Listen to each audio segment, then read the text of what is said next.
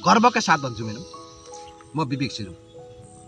एक दिन विवेकशील यो कुरामा चाहिँ ग्यारेन्टी हुनुहोस् कि यो देशको सबैभन्दा ठुलो पार्टी बन्छ, बनेरै छोड्छ। उहाँहरूले चाहिँ तपाईँको निर्वाचित प्रतिनिधिहरूले उहाँहरूले चाहिँ तपाईँ तलब भत्ता चाहिँ नलिने चाहिँ एउटा अभियान गर्नुभयो भने अनि देश चाहिँ साँच्चै नै 5 वर्षमा विकासले फड्को मार्छ। किन भन्दाखेरि तपाईँको हाम्रो भन्दा पछि जुन विकासको उसमा गएको दुबई हेर्नुहोस् होइन, उसले कति विकासको फड्को मारिसकेको अवस्था छ होइन। धेरै धेरै जताकतैबाट होइन हाम्रो पार्टीलाई तिमीहरूको सानो पार्टी, यस्तो पार्टी उस्तो पार्टी भनेको विवेचनाहरू धेरै आउँछ, आलोचनाहरू। तर म भन्न चाहन्छु यदि हाम्रो पार्टीले पनि रक्सी मासु र गाडी भाडा फ्री गरेर बोलाउन चाह्यो भने 5 लाख जनता जम्मा गर्न नसक्ने होइन के क्षमता। नेताको घर ठुलो छ, नेताको अपार्टमेन्ट ठुलो छ, नेताका छोराछोरी विदेशका ठुला ठुला कलेजहरूमा पढाउनुहुन्छ, तर जनताका छोराछोरीहरूलाई एउटा सानो स्कुलमा पठाउने हैसियत पनि नेताले गरेको हो। जसले गर्दा जनता खुसी भएर, जनता विकसित भएर, जनता सक्षम भएन देश बन्ने हो। त्यो हामीलाई मिश्रजीले के भन्नुभएको छ भने उहाँको विचारलाई मात्रै मानेको छौँ भने हामी, तर उहाँ नै फेरि नराम्रो बाटोमा जानु भने उहाँको विचारलाई हामी मान्न चाहन्नौँ तल बसेर पनि। हामीलाई चाहिँ हजारौँ भेडा निर्माण गर्नु छैन, हामीलाई 4वटा बाघ निर्माण गर्नुहुन्छ, 100वटा बाघ निर्माण गर्नुहुन्छ। देशको राजनीति हेर्दाखेरि पहिल्यै एकदम घिनलाग्दो भइसकेको छ। यसलाई हामीले सुधार्नको लागि जस्तै एउटा कुवाभित्र एउटा भेकुता सडेको हुन्छ, त्यो साफ गर्नको लागि कुवाभित्र नै जानुपर्ने अवस्था हुन्छ। त्यस्तै अब हामी पनि युवा जति पनि छन् एउटा सङ्गठन बनाएर कुवाभित्र बस्नै पर्ने स्थिति आछ। पहिलाका जति पनि सरकार आए, राजालाई पनि अलिअलि मैले हेरेँ, प्रचण्डहरूलाई पनि हेरेँ, माओवादीलाई नि हेरेँ, काङ्ग्रेसलाई नि हेरेँ, धेरै पार्टीहरूलाई हेरेँ, मधेसी फोरमलाई पनि हेरेँ, र कुनै पार्टीबाट म सन्तुष्ट थिएन। अलिकता आशा र भरोसा विवेकशील साझा पार्टीबाट छ। गर्वका साथ भन्छु मैडम, म विवेकशील हुँ। एक दिन विवेकशील यो कुरामा चाहिँ ग्यारेन्टी हुनुहोस् कि यो देशको सबैभन्दा ठुलो पार्टी बन्छ, बनेरै छोड्छ। किनभने यो विवेकशील त्यति धेरै ठुला भिजन बोकेको छ कि, त्यति धेरै ठुला योजनाहरू बोकेको छ। यो पार्टी मात्रै होइन, विवेकशील कसैले पार्टी मात्र भन्छ भने यो गलत। यो के भन्छ त्यसलाई, अल इन वान भने जस्तो अ कम्प्लिट प्याकेज हो। देशलाई चाहिँ समृद्धि बनाउने अ कम्प्लिट प्याकेज हो। हामी त्यसका क्याप्सुल, देश यति बेला झुकिराखेको छ, झोक्राइराखेको छ, रोकिराखेको छ, चाहे त्यो भ्रष्टाचारीको क्षेत्रमा होस्, चाहे शिक्षाको क्षेत्रमा होस् होइन, चाहे विदेश नीतिको क्षेत्रमा होस्, चाहे अर्काको गुलामी हुने क्षेत्रमा होस्, चाहे अरूको देशको चाहिँ चपेटामा पर्नेको क्षेत्रमा होस्, चाहे बेरोजगारको क्षेत्रमा होस्, चाहे अब हेर्नुहोस् इन्कमको क्षेत्रमा होस्, देश नेपाल यति बेला रोगिया छ, पुरै रोगिया छ। अब हामी त्यो क्याप्सुल निर्माण गर्दैछौँ। विवेकशील भने त्यो क्याप्सुल हो कि, त्यो खाइसकेपछि जसरी कुखुरो एउटा चाहिँ झोक्रा कुखुरालाई औषधि खुवाएपछि फ्याट फुट नाच्छ नि, 2-3 दिनपछि सन्चो हुन्छ नि, त्यो त्यस्तो क्याप्सुल हो विवेकशील। हामीलाई चाहिँ हजारौँ भेडा निर्माण गर्नु छैन, हामीलाई 100वटा बाघ निर्माण गर्नु छ। त्यो बाघ भनेको जति विवेकशीललाई बुझेर भित्रैबाट विवेकशीलले गर्न खोजेको काम, विवेकशीलले हाम्रो देशमा ल्याउन खोजेको सिस्टम, विवेकशीलले हामी नेपाली जनताको लागि गर्न खोजेको चाहिँ विकास जसले बुझेर आउँछ, विवेकशीलबाट यो देश समृद्धि छ भनेर बुझेर विवेकशीलले मलाई के दिन्छ, म विवेकशीलबाट के पाउँछु, भोलि म विवेकशीलमा म पद पाउँछु कि, भोलि म विवेकशील प्रधानमन्त्री हुनुपर्छ, म यो बन्नुपर्छ, त्यो बन्नुपर्छ। यदि कसैले स्वार्थ बोकेर 5 रुपैयाँको पनि विवेकशीलले मलाई यो दिन्छ भनेर कोही सोचेर आउँछ भने त्यो नआए हुन्छ, आजबाट त्यो नआए हुन्छ क्या। म प्रधानमन्त्री बन्नु छ, म यो बन्नु छ, म यो गर्नु छ, जो ख्वाब बोकेर आउँछ नि प्रधानमन्त्री बन्नु छ भने ऊ त्यही खालको चाहिँ प्लानले मात्रै हिँड्छ, जनताको लागि मतलबै छैन। विवेकशीलमा त यस्ता मान्छेहरू आओस् भन्न चाहन्छु मैले, जनताको खुसी चाहने मान्छे, यो देशको विकास चाहने मान्छे, अरूको आँखामा आँसु देख्न नसक्ने मान्छे विवेकशीलमा आउनु पर्यो। स्वार्थ बोक्ने होइन, 5 रुपियाँ स्वार्थले पनि मान्छे जिन्दगी डुबाउँछ, भोलि हाम्रो पार्टी नै डुबाउँछ। यदि तपाईँ कसैले यो सोच बनाउनु भएको छ, म पार्टीबाट अलिकति पनि के यो स्वार्थ चाहिँ लिन्छु है भनेर सोच्नु भएको छ भने त्यसले चाहिँ तपाईँलाई मात्र होइन कि पार्टी सिङ्गो पार्टीलाई नै खराब पार्छ क्या त्यसले। हामीलाई त निस्वार्थ भएर म विवेकशीललाई कति दिन सक्छु त, म कति दिन सक्छु, यता लिने होइन कि दिने। पार्टीले दिनुपर्ने कुराहरू, भोलि देशले दिनुपर्ने कुराहरू, नाम हामी हामीलाई न 1 रुपियाँ कमाउनु छ बिबिसीएलमा आएर, न कसैलाई लुट्नु छ, न कसैलाई ठग्नु छ। हामी त खालि हाम्रो देशलाई, हाम्रो जनतालाई चाहिँ कसरी खुसी बनाउन सक्छौँ र हाम्रो देशलाई कसरी अहिले चाहिँ अरूको देशबाट आयात गरेर खानुपर्ने अवस्था छ। एमसीसीका बहानामा, दुनियाँ बहानामा हामीलाई चाहिँ अनुदान चाहिएको छ, हाम्रा नेताहरूलाई घुस चाहिएको छ। हामी त्यस्तो सिस्टम बनाउँदैछौँ, कसैलाई 1 रुपियाँको लागि चाहिँ हुमरी हत्या गर्नुपर्ने, भ्रष्टाचार गर्नुपर्ने बाध्यता हुनेवाला छैन क्या। विवेकशीलले शिक्षा फ्री गरिदिन्छ, तपाईँ जस्तो सुकै विषय पढ्न चाहनुहोस्, विवेकशीलले स्वास्थ्य फ्री गरिदिन्छ, तपाईँले जस्तो सुकै रोग लागोस्। हरेक महँगी बढाएको छ अहिले, महँगी कम गर्छ। नेपालबाट उत्पादन गरेर बाहिरसम्म पुर्याउने, अन्तर्राष्ट्रिय लेभलसँग टक्कर, हाम्रो देशलाई अन्तर्राष्ट्रिय लेभलको टक्करमा पुर्याउँछ। भोलि हामी घरमै बसी आफ्नै देशमा मजाले हाँसी खेली महिनाको 50-60 हजार 1 लाख नर्मल एउटा व्यक्तिले कमाउने हुनसक्छ भने हामीलाई भ्रष्टाचार किन गर्नु पर्यो? कसैले त्यो बोक्नु भएको छ भने त्यो बिर्सिए हुन्छ, आज छोड्दै हुन्छ। त्यो खालि देशको बारेमा विवेकशीललाई कसरी अगाडि बढाउने, सिङ्गो नेपालको टप नम्बर 1 पार्टी बनाउने भन्ने मात्र सोच्नु पर्यो। किनभने अब हामी कुनै मान्छेहरूमा देख्छु कहिलेकाहीँ अलि अवसरवादी र स्वार्थी हुन्छन्। 6 महिना यता 6 महिना उता, केही वर्ष यता केही वर्ष उता, मतलब कसैले त्यो अलिकति के हो भने अलिकति स्वार्थ बोकेर हिँड्नु क्या। म त लड्छु, जे गर्नुपर्छ। विवेकशील भन्दा अर्को कुनै पार्टीमा म प्रवेश गर्छु। यो भनाइको मतलब मेरा रविन्द्र मिश्रजीहरू माथिका ठुला नेताहरूले जे भन्छन् त्यो गर्छु होइन, त्यो गलत गर्छन् भने चाहे जस्तो सुकै नेता होस् विरोध पनि गर्छु, म यहीँ बसेर गर्छु फेरि, तर इमान्दारी व्यक्तिको खोजीमा छु। म मात्र होइन, हामी सबैजना इमान्दार भएर बिल्कुल। कसैलाई चाहिँ पद चाहिएको छ, म के पाउँछु, कसैलाई चाहिँ खाना चाहिएको छ, त्यहाँ आएपछि खाना पाइन्छ, भत्ता दिन्छ, कसैले विभिन्न मान्छेले विभिन्न चाहिएको छ, केही दिँदैन विवेकशील। तपाईँले दिने हो, स्वच्छ माने खुला मनले आउनु, तपाईँले दिने। यहाँ विवेकशीलले कसैले गलत गरेर भित्र छिर्छ भने विवेकशीलले निकाल्दैन। भुलिहाल्नु, म कुनै गलत काम गरेर भित्र छिर्छु अथवा गलत काम गरेपछि सपोर्ट गर्नलाई विवेकशीलले भनेर नसोचे हुन्छ। राम्रो काम गर्नेको साथ त्यसै तपाईँ भ्रष्टाचारमा बिक्ने त अब ऊ त हो नि, भ्रष्टाचारीहरूलाई त यो कुरा ग्यारेन्टी हो। नेपालमा अब जेलका सङ्ख्या बढ्छन् विवेकशीलको सरकार आउने बित्तिकै। यिनी जति छन् सम्माननीय माननीयदेखि ल्याएर यिनी चाहिँ दण्डनीयदेखि सम्म सबैलाई एक कारबाही हुन्छ। यिनी जेलभित्र बस्छन् नै, हिजो सँगसँगै बसेर रुक्या हुन्। अहिले पनि बेला हामी फलानु नेताजीहरू हामी त सँगै बसेका थियौँ भन्छ नि, अब सँगै बस्दा भित्र छलफल गर्छन्। जेलका मित्र जेलमै टुङ्गिन्छन् क्या। अब यिनीले गरेका भ्रष्टाचार प्रत्येक गाउँ सहरदेखि ल्याएर राजधानीदेखि ल्याएर माथि हुम्ला मनाङ मुस्ताङसम्मका जति भ्रष्टका सम्पत्तिहरू छन् नि निकालौँ त हाम्रो देश त्यसै समृद्धि भइहाल्यो क्या। हामीलाई आजको भोलि चाहिँ कमाउनु चाहिँ हामी हाम्रा यत्रा चाहिँ खानीहरू छन् नेपालमा, यही खानी खानलाई, यही खानी कब्जा गर्नलाई एमसीसी आउन खोजिरहेको एउटा बाहनामा यहाँ छिरेर यहाँका नेपालमा भएका बहुमूल्य चिजहरू ल्याएर आफ्नो देशमा लैजाने उसलाई चाहिँ नेपाललाई चाहिँ कङ्गाल बनाउने मान्छेले सोचिरहेका छन्। किनभने छ नि हामीसँग अरबौँ खरबौँ सम्पत्ति छ क्या। यहाँ हामी जडीबुटी मात्र उत्पादन गरौँ त कति छ।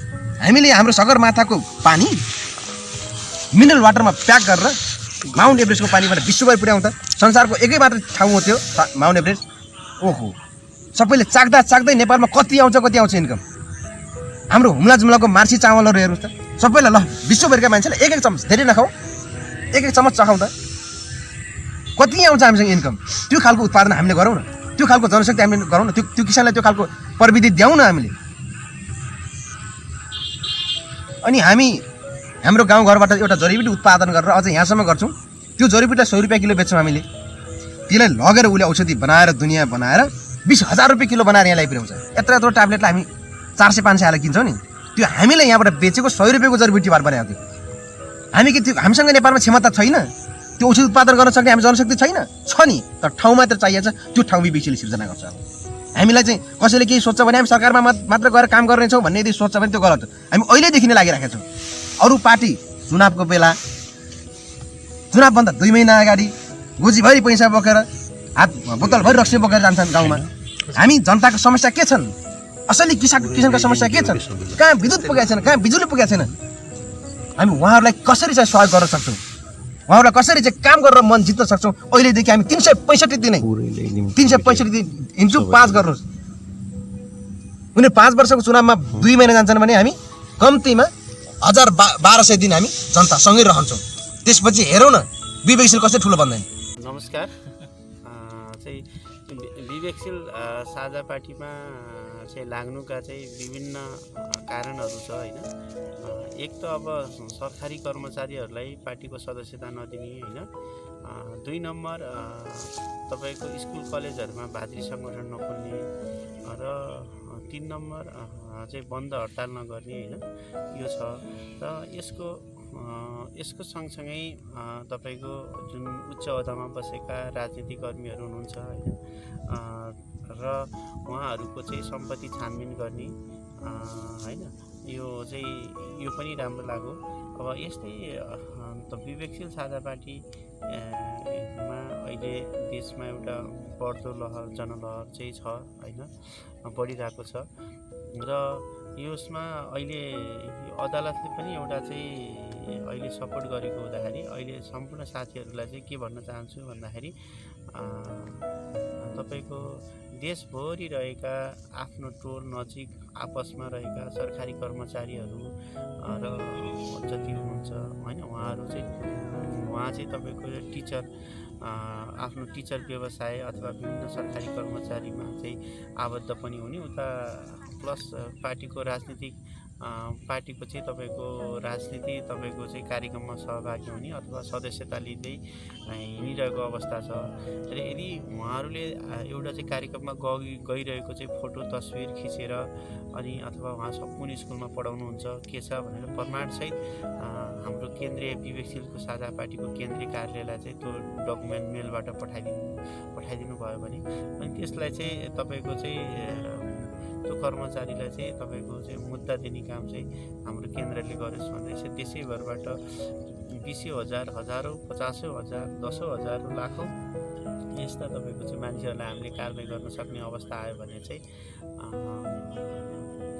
काम गर्न सक्ने अवस्था आयो भने चाहिँ हाम्रो एउटा मान्छे अहिले जुन अन्य पार्टीहरूको साङ्गठनिक संरचनाहरू छ जुन सम्पूर्ण तपाईँको चाहिँ सरकारी कर्मचारीहरूलाई आफ्नो कार्यकर्ता बनाउने र तपाईँको चाहिँ उहाँहरूले उता निचामाथिको चाहिँ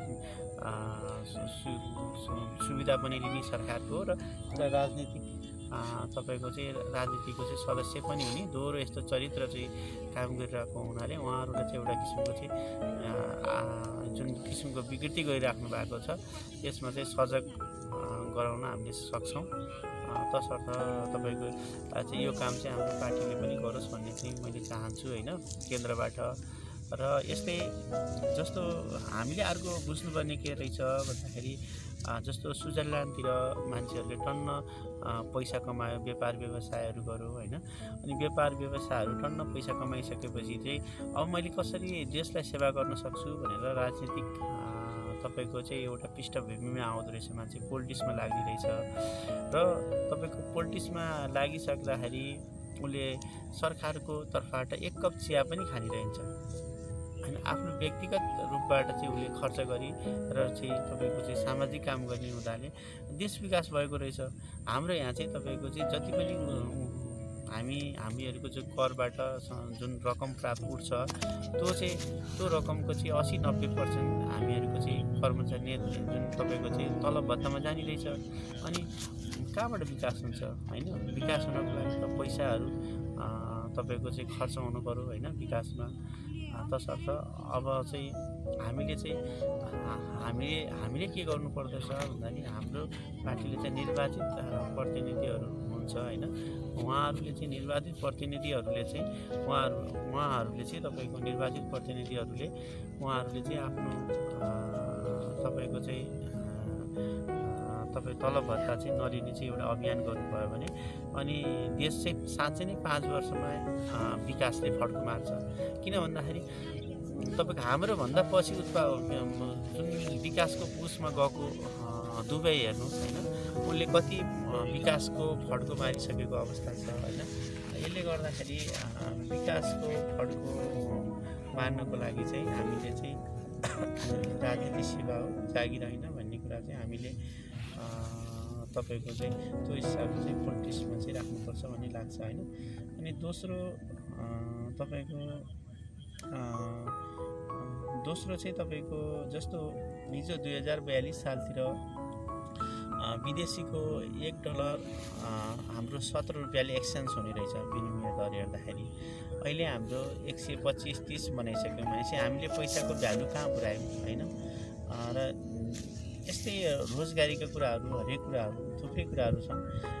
तसर्थ यसको लागि चाहिँ हामी सबै जति पनि राजनीतिक कर्मीमा चाहिँ पोलिटिक्समा आउने साथीहरू हुनुहुन्छ उहाँहरूले चाहिँ तपाईँको चाहिँ तलब भत्ता नलिने हिसाबले 5 वर्ष मात्रै काम गर्दा 10 वर्ष काम गर्दाखेरि देशले चाहिँ कायापलट हुने हुनाले चाहिँ मैले चाहिँ यो एजेन्डालाई चाहिँ अगाडि बढ्नको लागि सम्पूर्ण नेपाली साथीहरू र दाजुभाइ अथवा तपाईँको आमा बुवा सबैलाई चाहिँ यो चाहिँ अभियानमा चाहिँ लाग्ने हार्दिक अनुरोध गर्न चाहन्छु। नाम खराब गरेर हैन पहिला। नमस्कार, म युवा संगठन सहसंयोजक सुनिता यङ्की। म चाहिँ दाङ जिल्ला घर गढवा गाउँपालिका बसाइ चाहिँ गोराइमा। म खासमा म भनेको राजनीति मन नपर्ने मान्छे, राजनीतिदेखि एकदमै टाढा भएको मान्छे। म स्वच्छ मन सफा मनले सेवा सहयोग दुखी गरिब देख्न नसक्ने मान्छे। मलाई यो राजनीतिको खेल यो धेरै त बुझ्दिनँ म राजनीति, तर राजनीति देख्दा नै घिन लागेर म बुझ्न नचाहेको मान्छे, नबुझेको भन्दा नि बुझ्नै नचाहेको मान्छे। तर थोरै पनि बुझ्दाखेरि यो विवेकशीलको कुराहरू केही मेरो विचारमा अलिकति मिलेको जस्तो, अलिकति केही भए पनि होइन, सेवाको भावना विचारभन्दा माथि पेश भएको पार्टी।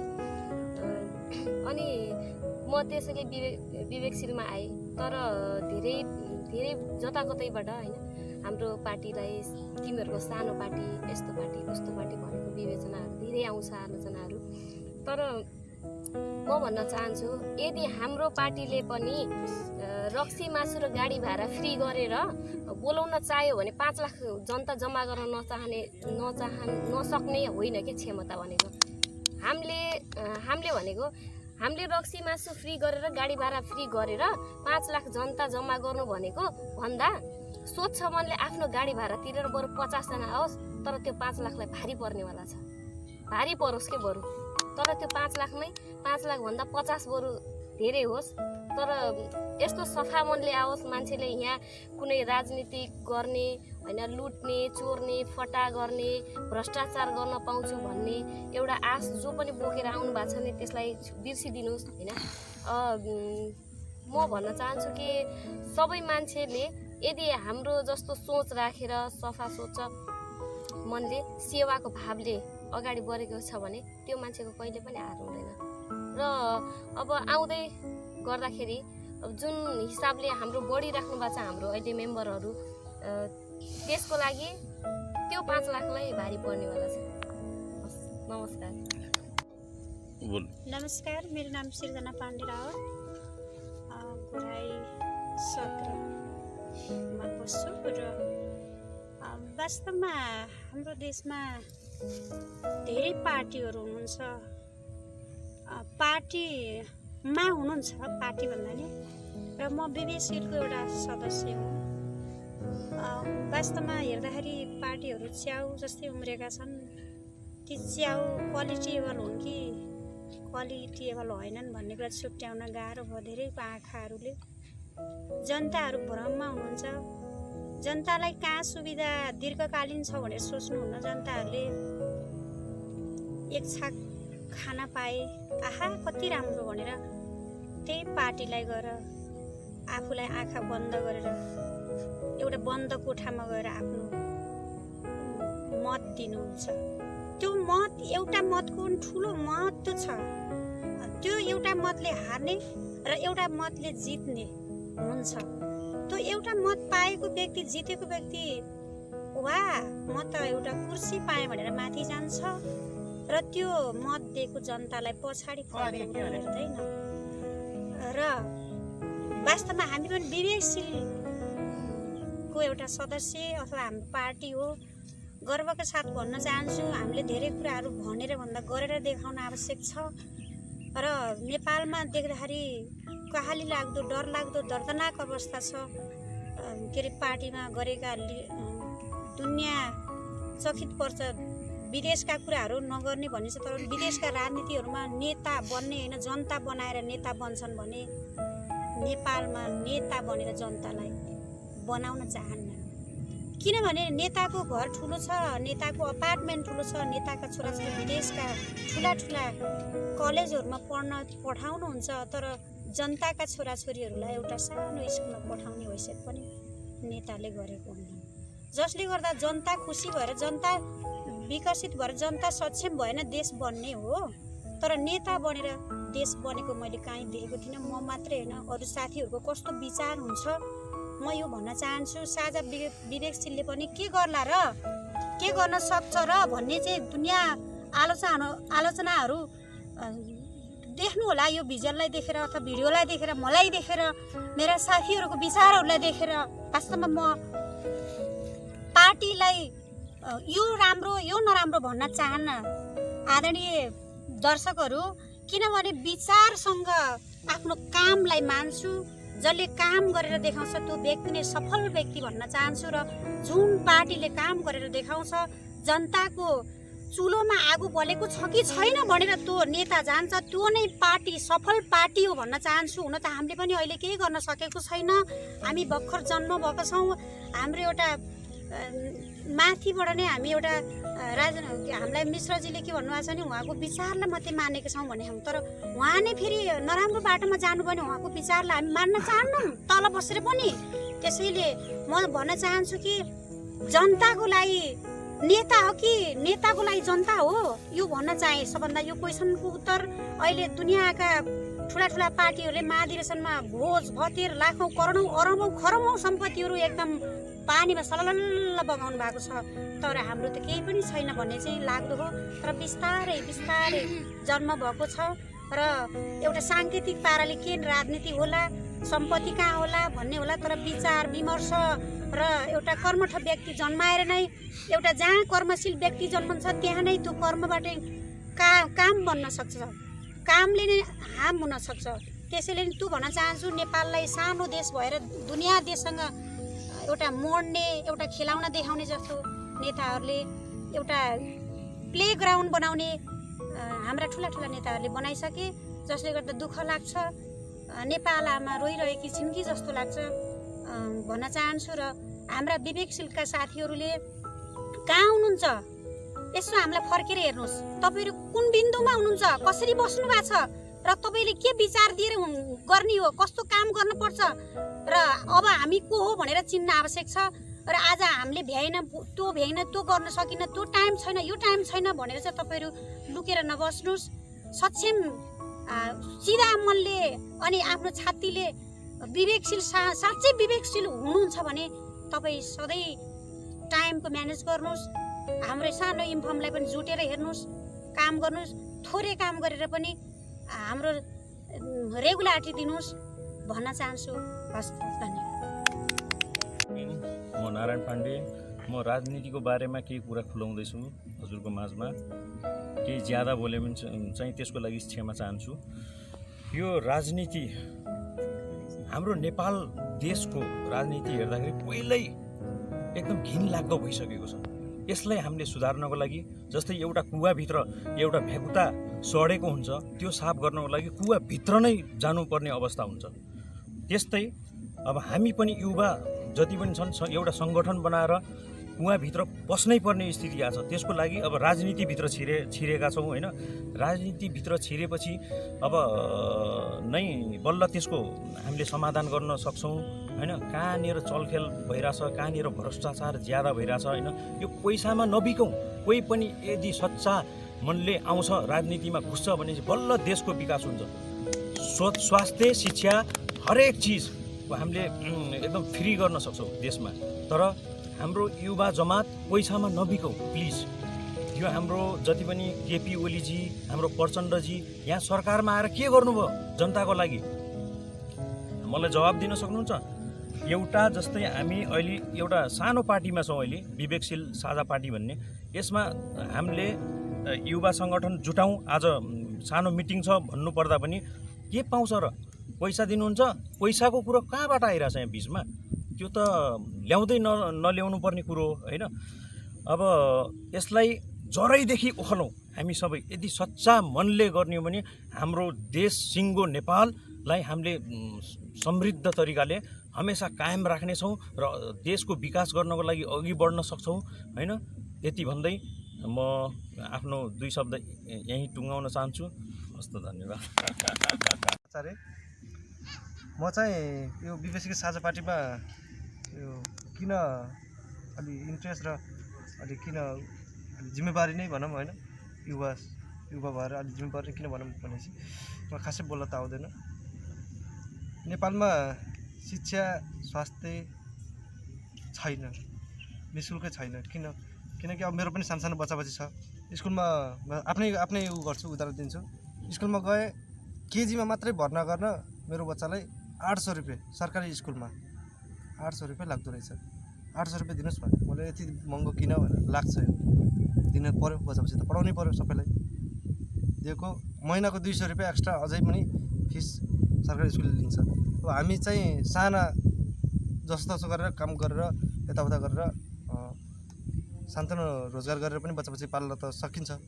तर पनि मभन्दा पनि धेरै न्यूनीकरणका मान्छेहरू देखेँ मैले। उनीहरूको बच्चालाई पनि शिक्षा चाहियो, उनीहरूको बच्चालाई पनि स्वास्थ्य चाहियो होइन। यो चाहिँ नेपालमा रहेनछ। पहिलाका जति पनि सरकार आए, राजालाई पनि अलिअलि मैले हेरेँ, प्रचण्डहरूलाई पनि हेरेँ, माओवादीलाई नि हेरेँ, काङ्ग्रेसलाई नि हेरेँ, धेरै पार्टीहरूलाई हेरेँ, मधेसी फोरमलाई पनि हेरेँ, तर कुनै पार्टीबाट म सन्तुष्ट थिएन। अलिकता आश र भरोसा बीपीएससी साझा पार्टीबाट छ कि मैले नेपालमै रोजगार पाउँछु कि वैदेशिक रोजगारीलाई न्यूनीकरण हुन्छ कि केही नेपालमै रोजगारको सिर्जना हुन्छ कि भन्ने उद्देश्यले अलिकता आश र आफू पनि सङ्घर्ष गरिरहेको छु आफ्नो तर्फबाट। यति भन्दै धेरै बोल्न आउँदैन।